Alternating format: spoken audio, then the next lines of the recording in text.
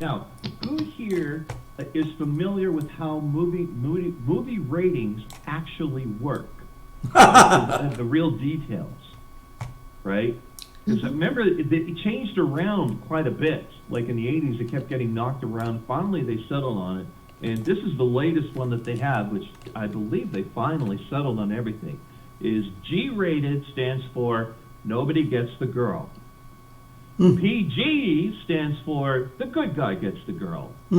R rating stands for the bad guy gets the girl. And X rating, everybody gets the girl.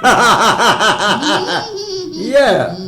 Okay, I have a nerdy joke for you here. This is an electron is driving down the road. If you get this one, then you probably already read one of the books by Neil deGrasse Tyson. This will be a test, right? An electron is driving down the road and is stopped by a cop. The cop says to the electron, "Did you know that you were going over 80 miles an hour?" And the electron said, "Oh, great, now I'm lost." Of course. But you don't have to get that from Neil deGrasse. Yeah.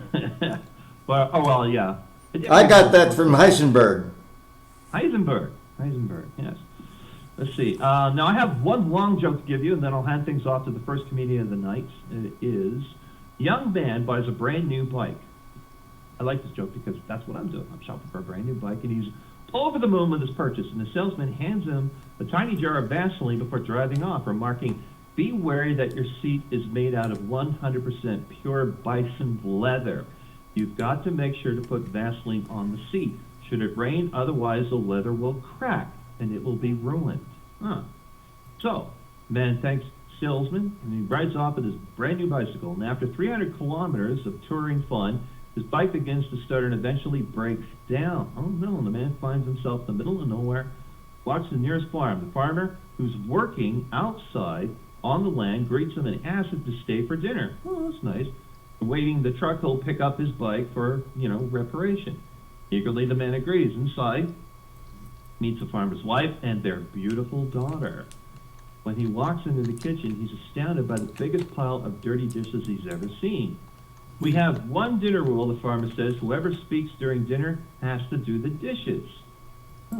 Okay. So, dinner is served, and everyone is enjoying their meal in total silence. The dessert comes, and the farmer's daughter takes off her top and starts frisking the man. In about 2 minutes, they're making out. Right there at the dinner table, in front of the whole family and everything. Nobody utters a word. After they finish, the farmer's wife gets under the table and blows the man like he's never been blown before. Right after she climbs on his lap, rides him like a bull. Holy moly, this is like one of that joke aristocrats or something. Still, nobody says a word. When she's done, the man lights a cigarette, peeks out the window, notices it started raining outside. He remembers his bike is out in the open. He jolts up, grabs the Vaseline, and bolts to the front of the door, only to find it locked. He sprints back to the kitchen, making wild arm gestures to the farmer, pointing outside to the door and to his tiny jar of Vaseline. The farmer, white with fear, then says, all right, I'll do the dishes." All right, I'll do the dishes. Man, that was a long way to go for that one. All right, here's a joke. Bill Clinton and the Pope both die on the same day. And due to a minor clerical error, the Pope went to hell while Clinton goes to heaven. When the Pope arrived in hell, everyone realized the mistake.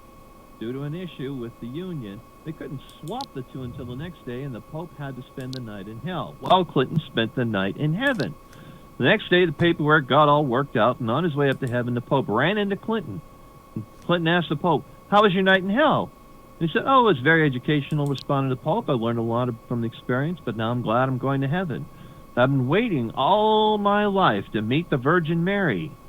And Clinton goes, "Ooh, sorry, you really should have been there yesterday." Yeah, sorry about that. Bit awkward. Okay. Let's see. This guy says he took his 8-year-old girl. Oh, I love this one. Apparently, this joke is based on a true story. All right.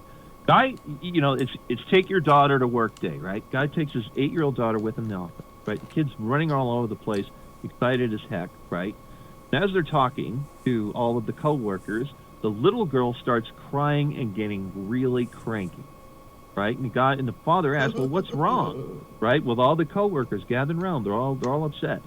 She's just absolutely sobbing. She says, Daddy, where are all the clowns that you said you work with all the time? I want to see the clown and the pony. All right, one more joke, and I'm going to call it a night. It is, a magician was working on a cruise ship in the Caribbean, right? And the audience was different each week, so he did the same tricks over and over. The problem was, the captain's parrot saw all the shows and began to understand how the magician did every trick. So the parrot starts shouting out in the middle of the show, look, it's got the same hat. Nope, he's hiding the flowers under the table. Where are all the cards? The ace of spades. Stack the deck. Well, the magician was absolutely furious, right? As it was the captain's parrot, he can't do anything about it. And then one day, the ship sank. The magician found himself floating in a lifeboat with a parrot, right? And they glared at each other and said nothing. Finally, after some very awkward silence, the parrot said, okay, I give up. Where's the boat? What do you do with it? How'd you make that decision?